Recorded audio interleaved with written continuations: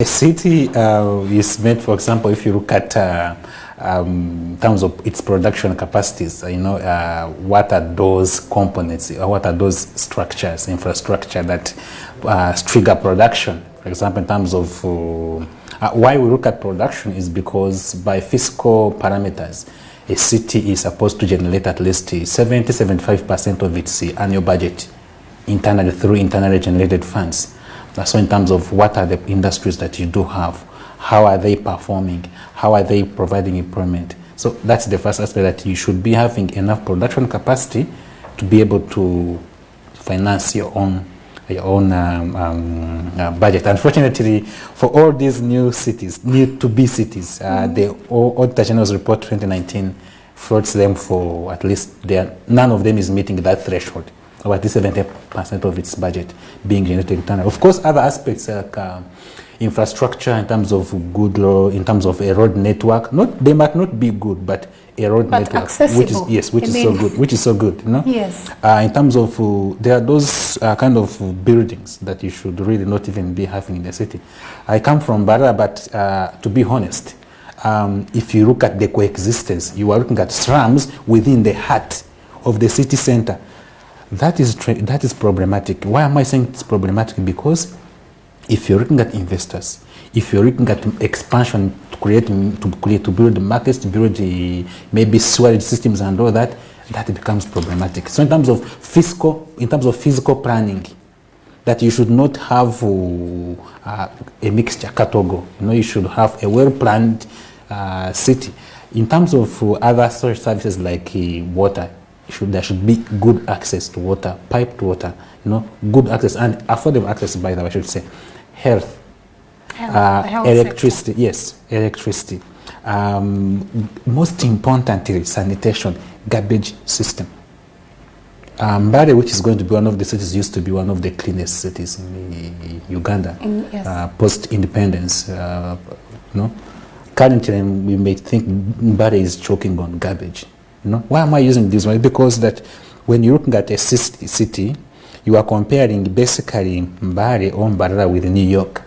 Yes. I mean, these are the parameters. I mean, and it's not me, these are the invented parameters. So that's the challenge, that when we look at the parameters that make up a city, even in Kampala really is a question when it comes to that city status. If you're looking at really that we are having a honest discussion about what a city, what makes up a city.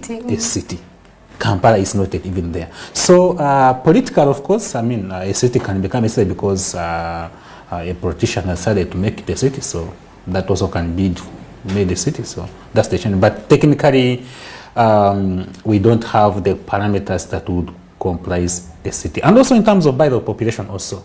Population matters a lot.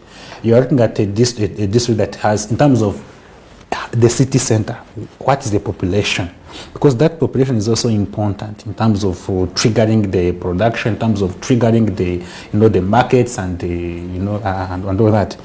If you're having a city which does not have close to 1 million people when it comes to during the day or night, then that's a ghost. That's a ghost city. I mean, if you look at what they call ghost cities, then that becomes the.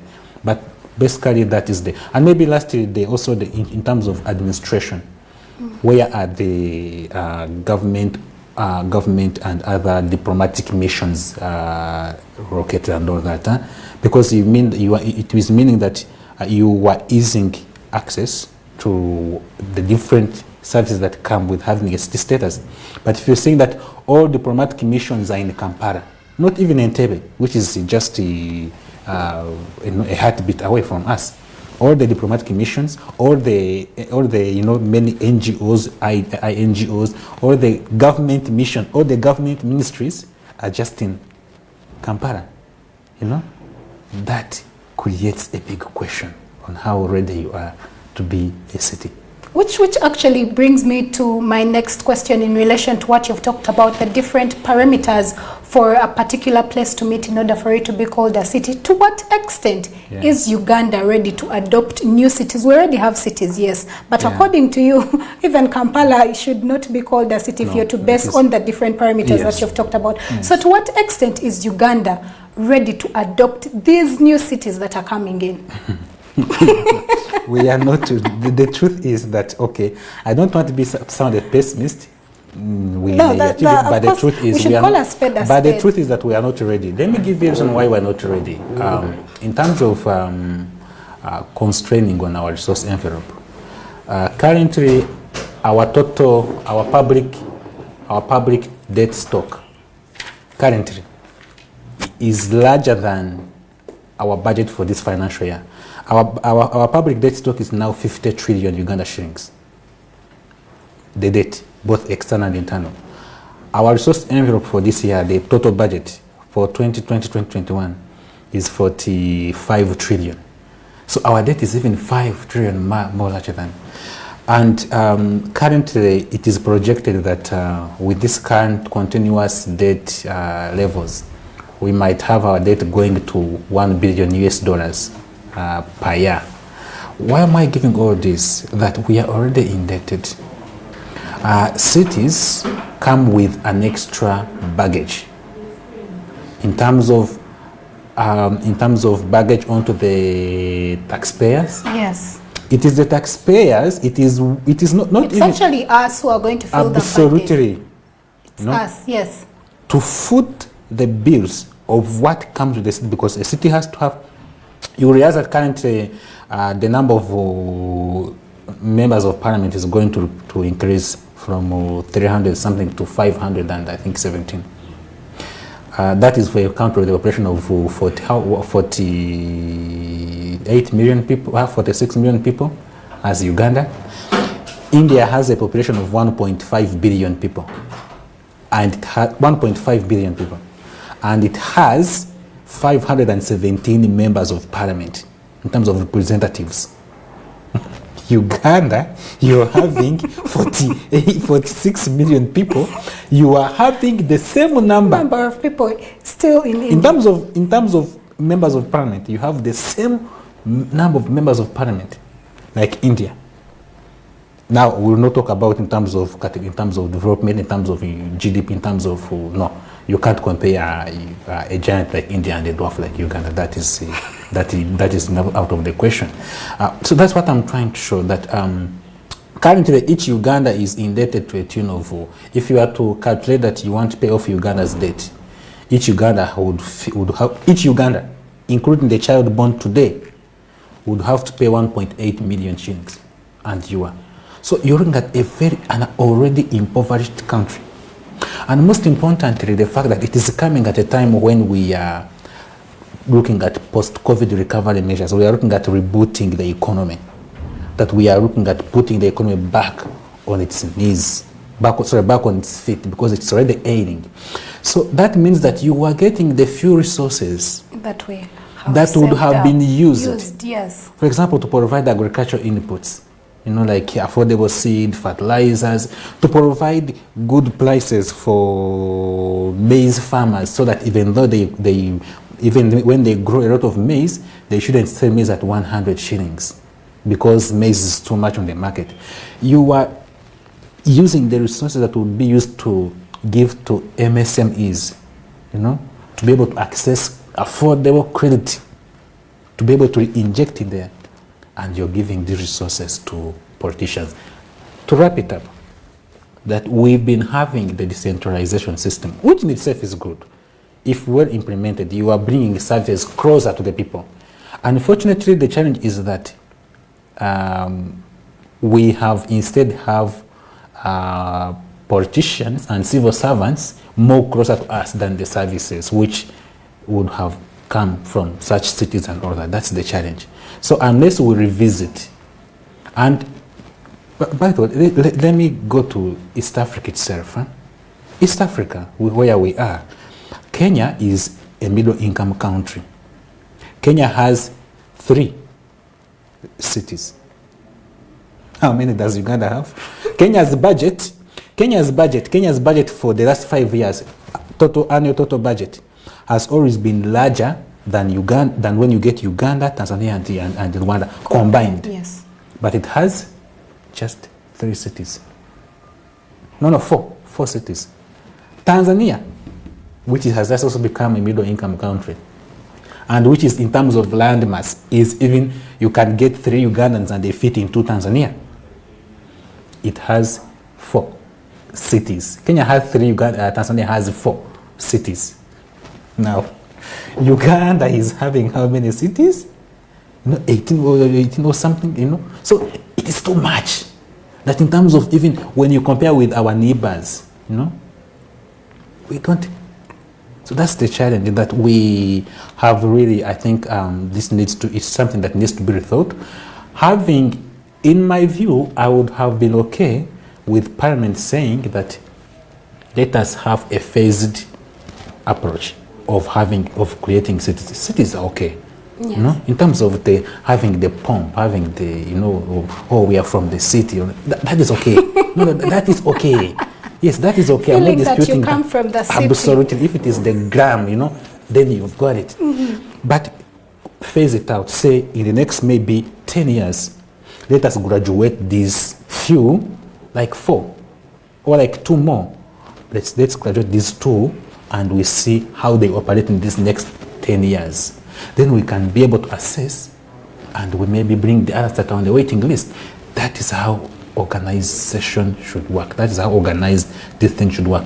Otherwise, then you will have, like we've been having, districts which end up actually only funding 10% of their budget, and you end up having, so that is the challenge that we need to look into.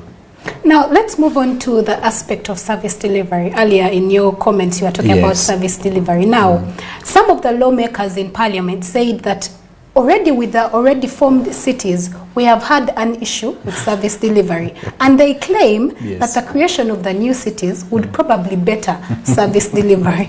To what extent do you think this statement is true? Let me respond to the same lawmakers. It's like saying that we have a problem, that we have, that there is water in mud and you add more water. It's like adding a problem to an already. Exactly, yes. Yes. The Libyans have a saying that when you have mud, when you have soil and you add water and there is water, it's already mud. When you add more water, you get more mud. Mud as in, times 3. Yeah. So why am I giving this example? That let's look at, for example, health sector. Last time, like, the beginning of 2013, my dad had an operation, brain operation and all that. And when we went to Mbarara Hospital, the CT scan had been malfunctioning for the past 3 years since. It just got repaired remember it was 2013 when my dad went there for an operation, but it had been malfunctioning for the last 3 years back. To date, it just got repaired, I think, in 2016. What am I saying? That you already are having inefficient health systems, because the budget to the health sector is so minimal, because the envelope in terms of the wage bill of the civil servants in the public service is too much. So instead of downsizing on that huge wage bill of public servants who don't do much anyway, you are creating more. And remember, our economy is not growing. Like I said, especially at COVID-19. It is not growing, it is shrinking.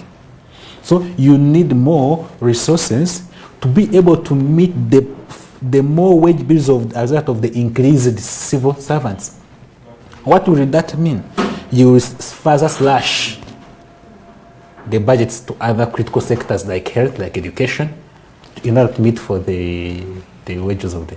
So no. It does not actually address anything. With the creation of Mbarara City, address the fact that there is a poor garbage system correction? Definitely not. What had been happening when it was a municipal status? It was, they had a mayor. What was happening? Was that the reason that because we were not a city, that's why we are not, having a well-planned in terms of infrastructure, in terms of buildings? What kind of building should be at the heart of the city center?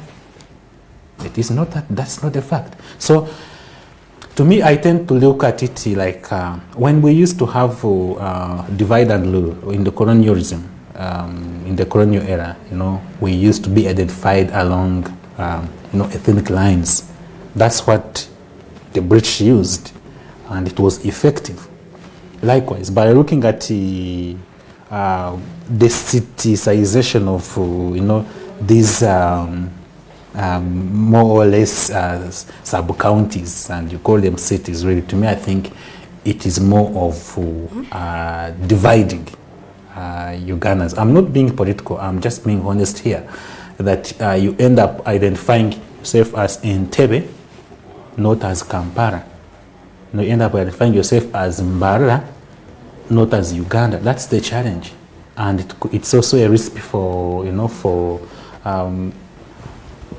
people cocooning themselves into their own bubble. It's a challenge. So that's the challenge. That the issue is that no, I think we are not ready. I think when we look at the resource envelope, the resources that are meant to, don't be surprised when we keep borrowing to be able to finance these cities. Don't be surprised when we keep having bills in Parliament where we have supplementary budgets to finance these cities, because they will not. Because you can't let a city run down. It is a city.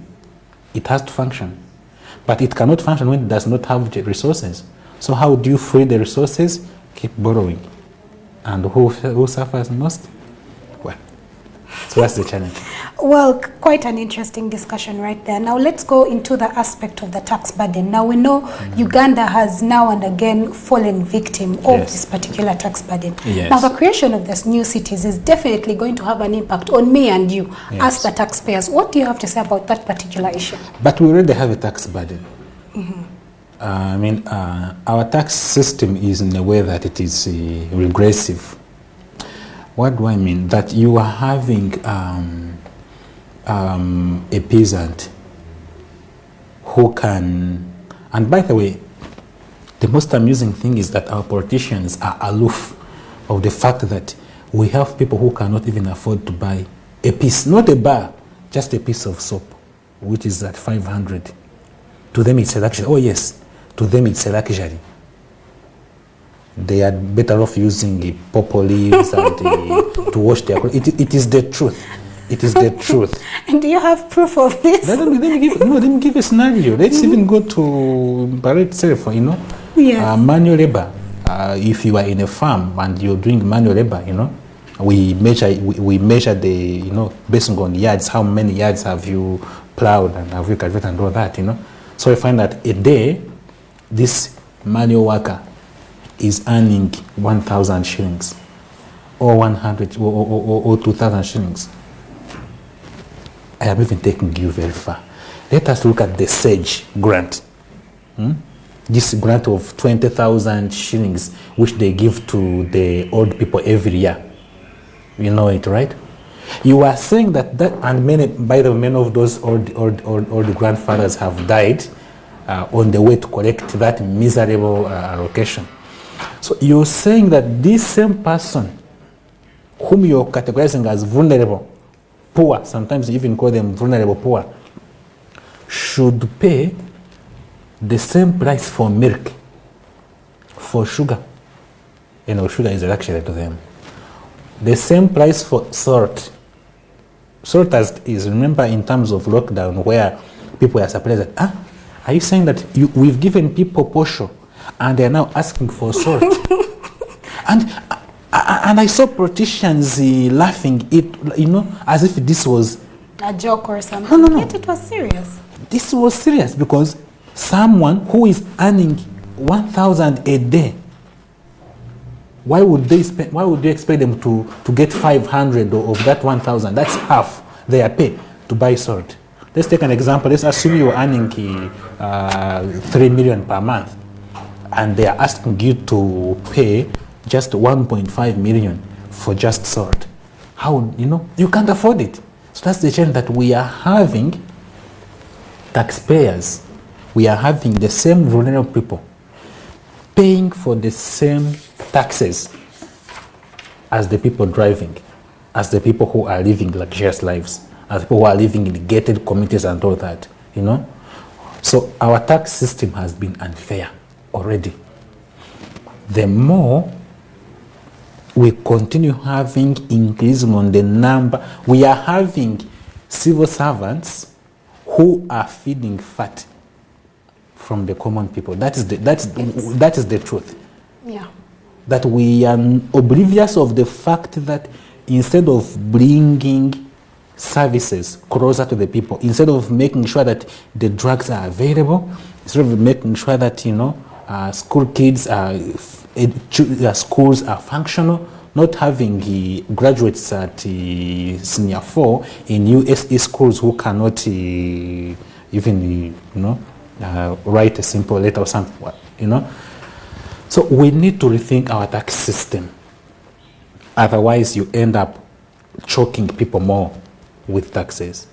We need to plug some tax gaps, and that is why, by the way, if I end up having these funny taxes like OTT tax, because you are looking for every means of sucking Ugandans, of sucking taxpayers dry in order to get more resources. So that's the challenge, that our tax system is already unfair, and it is going to be more unfair unless we rethink the taxation systems. We have people who are having, we have come up with many proposals on how we can generate more resources through more taxes, but which are not burdensome to the taxpayers. So that can be some discussion that we can engage government into, and which we're already doing anyway. Now, Mr. Kiiza, I would like to know, the creation of new cities means more positions coming up in Parliament, which means more funding. Okay. How do you think this is going to affect the economy? Like I said in the beginning, you are having many people who don't speak a single word in a year. You've seen the newspapers how members of parliament have been ranked and all that, close to 100 plus members of parliament, that in a single year, not even how are you, they're just quiet, but they are being paid hugely. And now there is already a proposal that we should do increase on their wage on their salary, on their wage, to 40 million Uganda shillings per month. That is too much for what? And where is all that money coming from? Of course, it comes from us. It is us our pockets that go through we no longer have pockets. I mean, the pockets are already empty. I mean, there are already holes in the pockets. So whatever we put is just going through to feed to meet this huge... this pandemic that has left a mark on Ugandans already suffering from it. Absolutely. And now we are being invaded with, Exactly. You are asking a tree which has been withered and it is trying to become, strong again to produce fruit. That you can't do that. That's being unrealistic. So the challenge is that we are already having a big number of an unnecessarily big number of lawmakers. That is the truth. We are already having a high overrepresentation of some districts. Let me give an example. Why am I saying that? Bushenyi, the Greater Bushenyi district, which has been now slashed into, which has been, just into sub-units, not really, these are not districts, these are sub-units. It has a population of, in total, all those districts have a population of 6 million. Right? No, 3.5, not 6, 3.5 million. How many members of parliament do they have? 6 members of parliament, representatives. All those districts, in terms of the cumulative number of the district, have. Greater Kampala, which just within, Greater Kampala, the central business district, which has a population of close to 6 million people, who are even more than Bushenyi has only close, I think, like 3 members of parliament or 3 members of parliament. What am I showing? That there is already a creation of districts in areas where really it wouldn't make more sense, where it doesn't make more sense. That you're having an overrepresentation of some regions, of some districts vis-a-vis the other. There's that inequality. And that creates a problem that you have duplication. Now let's look at now these new cities that you will have a city MP, you know. You remember we used to have now a woman member of parliament already. Now you have to have 2 more. So you find that you are going to have very many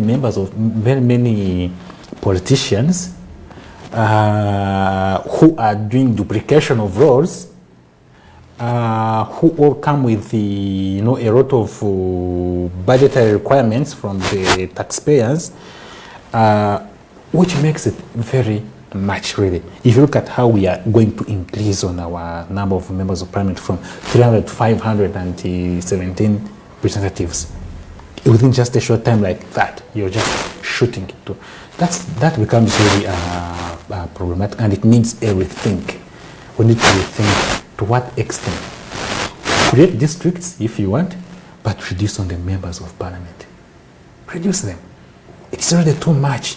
But of course, you can't reduce the number of members of parliament when you're creating districts, because you need the district, you need the members of parliament for this new. So we need to strike a balance on if you're having these members of parliament, since you've decided to create districts, reduce on other portfolios. Why should you have an RDC in these districts? Why should you have reduce? Why should you have GSOs? Why should you reduce on? Why should you have for how many advisors?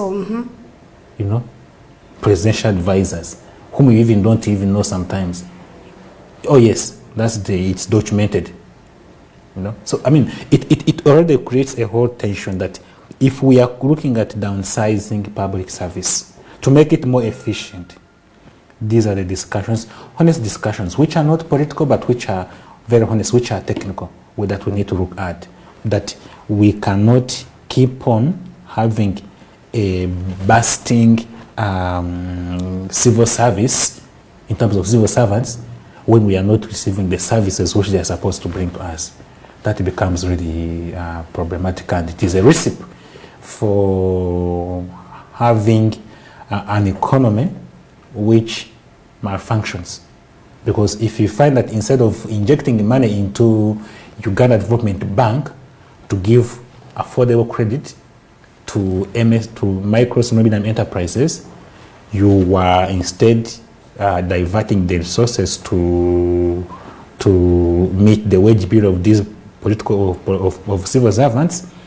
What does that mean? That you are making the economy unable to generate the necessary revenue which will be able to meet the resources for this. So, and that becomes, of course, that is it's what we call being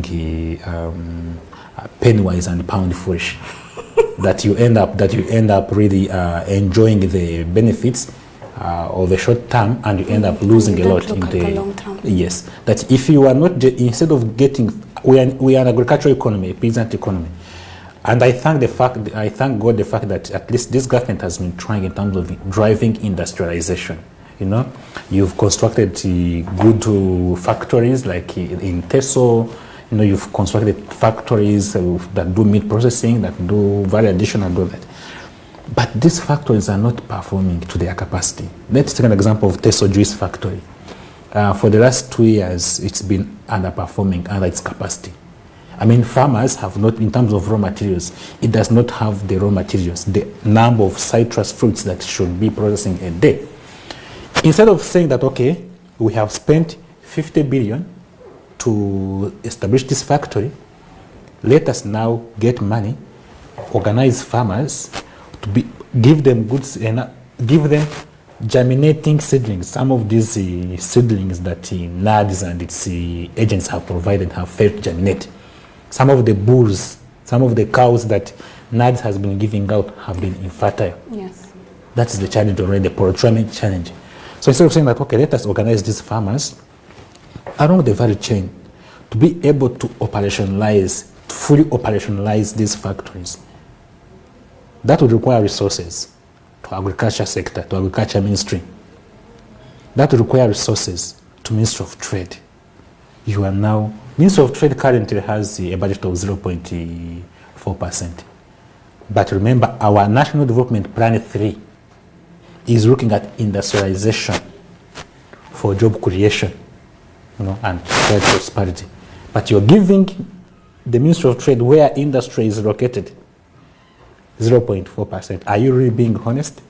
Are you being serious in industrialization? So what I mean is that instead of giving these resources to these critical sectors, you are diverting them to meet the wage bill of the, because otherwise they will ask you, then why did you create these districts if you're unable to meet our salaries, if you're unable to meet our pays? Exactly. Yes. Then why did you create them?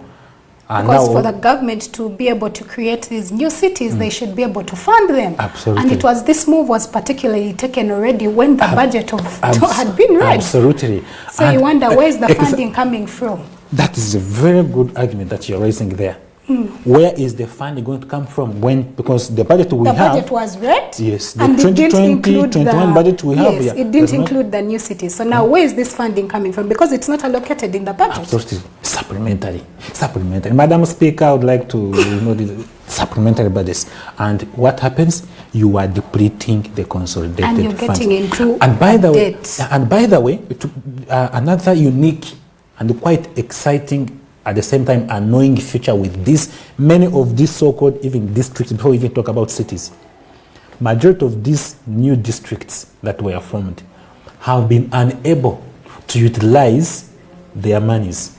They have been returning their salary, they have been returning some of the funds to the consolidated fund because they are unable to utilize the budget. The only part where they have been utilizing it is in salaries. If you look at the wages of, let's say, you've given, let's say, Kataku district, you've given it, let's say, 6 billion. And of the 6 billion, 2.5 billion is for wages. That has always been spent. But when it comes to reporting back, you say Kataku is returning 1.5 billion or 2 billion back to the consolidated fund because it was unable to utilize this money. Absorption capacity is really challenged because, of course, it has many reasons, in terms of human resource, in terms of procurement aspects, that you delay procurement, you cannot procure a service provider until you have got authorization, and that's a challenge that we need to, first of all, even rework how autonomous, but also how functional these districts and these cities, these new cities have been before we dive into something more deep. Otherwise, then you end up having really a whole complex situation where we see the consolidated fund being depleted. It already is anyway. The Government Bank of Uganda had been warning that the consolidated fund, where we get all these those, like you are saying, we have the budget, it was passed. We did not know of this number of cities and constituencies, but now they are coming, and you need to fund them. You need to find them. Where do you get the money? Yes, you get from the consolidated fund. Given supplementary. Sometimes those budgets are they are strictly not for public consumption. These are confidential budgets and all that. So it creates a very whole web of challenges. Of course, the question still remains that. Yes, we had earlier talked about it, that these cities came at a time when a budget had already been passed. Of course, the big question remains, this funding, where is this funding going to come from? As you earlier said, it is us going to incur those expenses. It's us going to feel the depth of this funding. Yes, it is going to come from two sources. One, they are going to milk us dry. It's the reality, it's the truth. We already are dry anyway, but they are going to further. Are you sure there's nothing that has stayed that's remaining in the pocket? Even the 50 coin will have to be got from us. When all those efforts have just given them peanuts in terms of taxes, But that is the truth. They are not. They wait to see how the economy will perform, because traders have not been working. I mean, people have not. Let me give a simple mathematics. Before COVID, I was watching Smart TV. I usually watch Smart TV anyway. So some time back, there was a story that was being run by Kasita that under Kasita that a container used to be before COVID. Used to be, in terms of shipped at 40 million. It has now doubled to 400 million. Yeah. Same container. What does that mean? Not so many people can afford to trade. But where is Kampala getting, KCA getting taxes? From the same traders. But they cannot afford to finance themselves. Yeah, I mean, it is a ridiculous leap from 40 million to 400 million for the same container. Because when you look at the difference between 40 to 400 million, it's quite an extensive gap. Absolutely. So if you're getting this money from the traders, what do you expect? So what I'm saying that few people, what Smart TV was saying, that few traders are affording to now trade. So they are really aiding there, Now that shows that you are not going to get enough from the economy. Taxes are not going to be many. We are still having traders who are fighting with their landlords over how to pay over the last 3-4 months when we are under lockdown. And government is saying, oh no, no, we are not, the issue is you have to agree with your landlords on how to pay them. We did not impose the lockdown onto us. It was you. Yeah, so why are we suffering? Why are we suffering for something that you imposed on the public? Why are we paying the consequences? Absolutely. So we're looking at stimulating the economy to generate more revenue. These are the kind of discussions, these are the kind of realities we should be having. So when that fails, because traders we cannot pay more, because you cannot, there's a problem of now even increasing on pay anyway. Now where do we go? Development partners. We get more loans.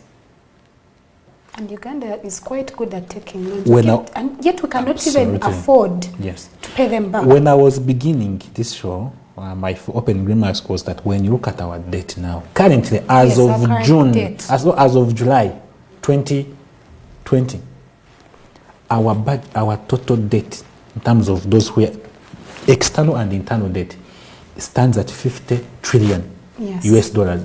Uganda shillings. And it is increasing. Our budget for the financial year 2020-21 is at 45 trillion.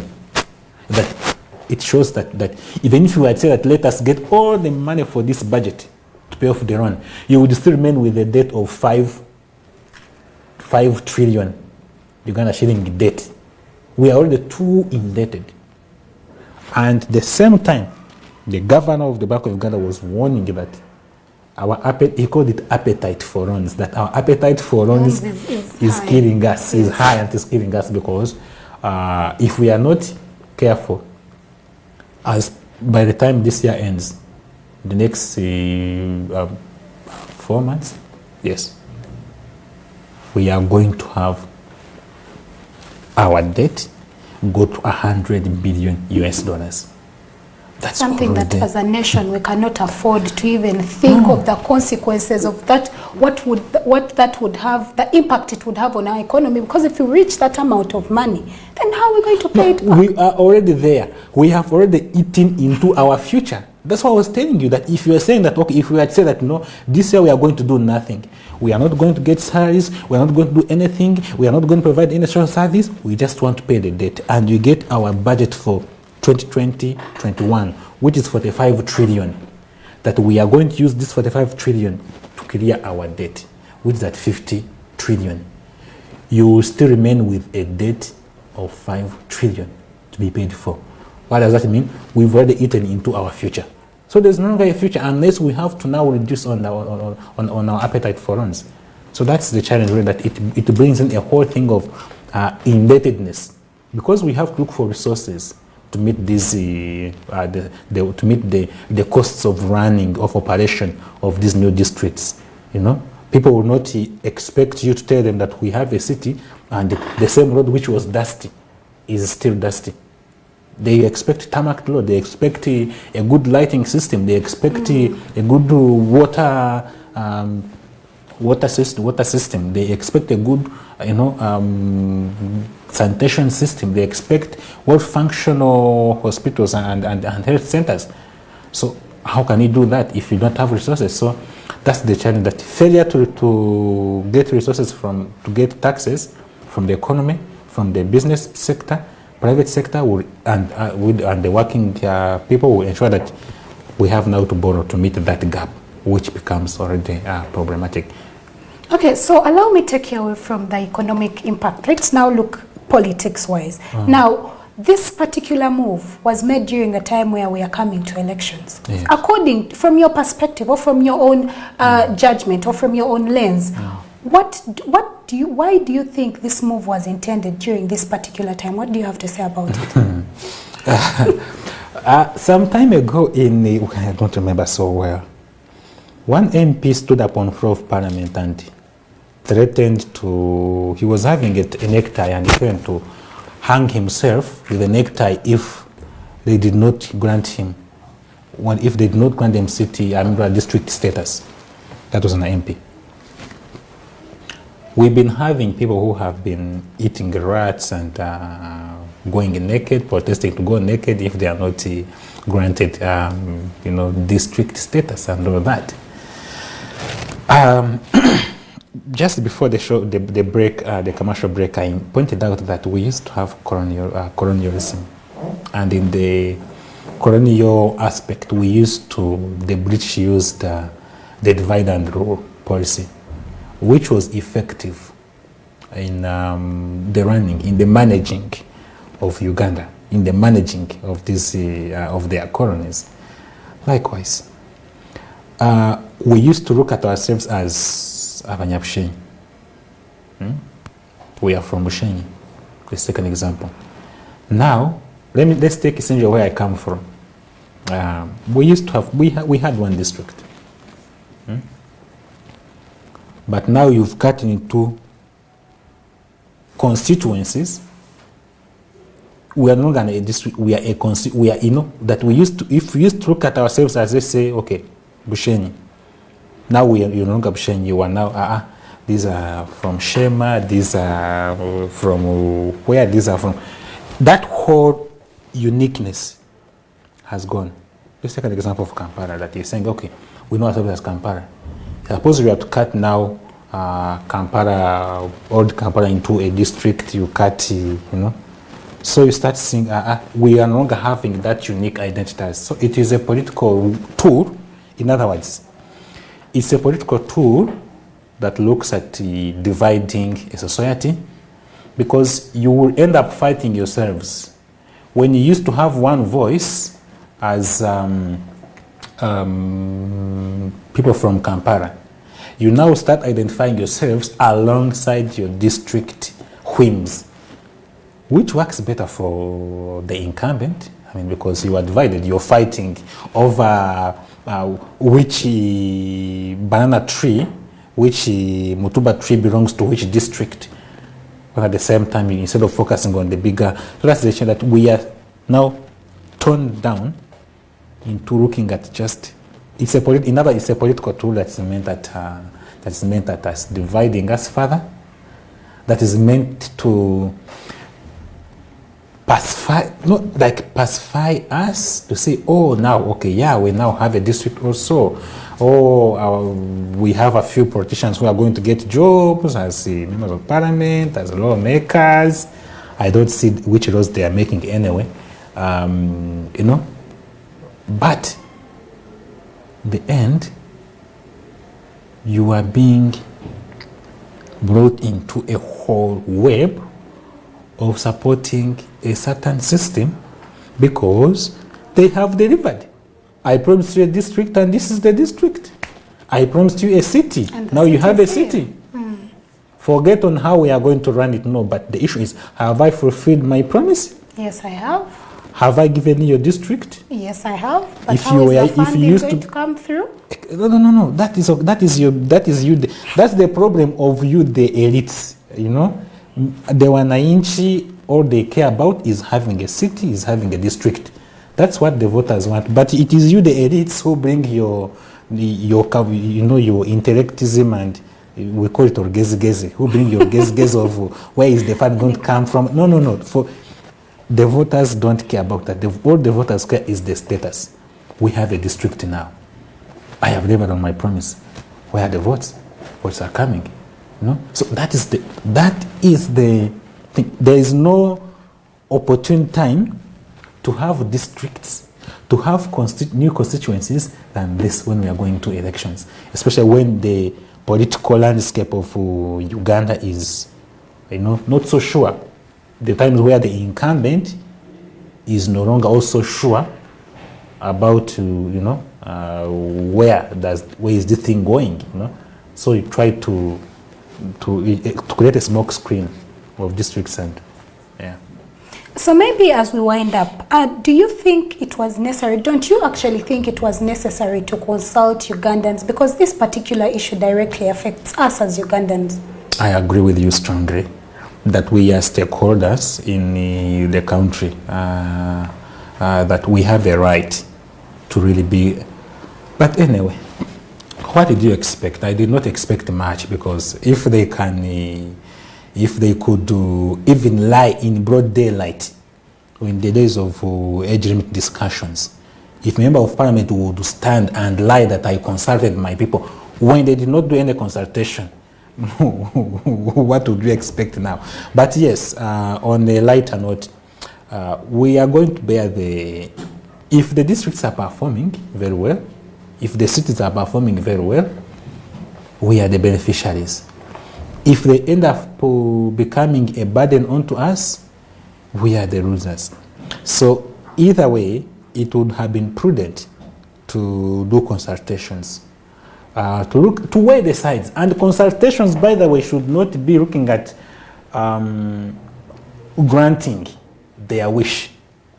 Consultation should have also looked at how ready Are Ugandans basically. Exactly. And what do they think of this creation Absolutely. of the new cities? Yes. What will it have on the economy? What is the economic bearing? Or how best should we implement this? Should we maybe say, let's graduate 2 municipalities to cities, as we see, maybe after a certain period of time, and we'll see how do we graduate others, or that, that would have been the kind of consultation that we should have had. Open consultation. If we are talking about, since this year, since last 2016, they have been talking about national dialogue. I don't know whatever that means, because it is the language of a small group of, of so-called nationals. But if we are talking about a national dialogue, this is the kind of dialogue we should have.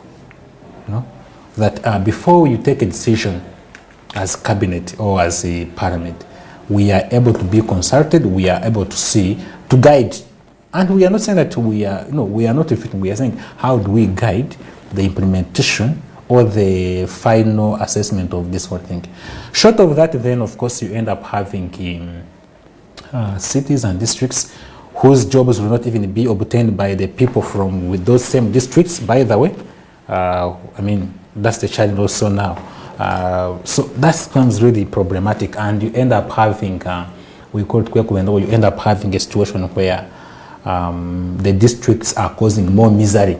The cities are causing more misery to the communities, to the taxpayers, to the voters, than creating more relief and more and more benefits which they would have created, and that plunges the economy into further distress, into further debt, into further limited service delivery, and which creates a whole complex of welfare effects. Okay, so now finally, are there any last remarks you would like to give to this particular issue?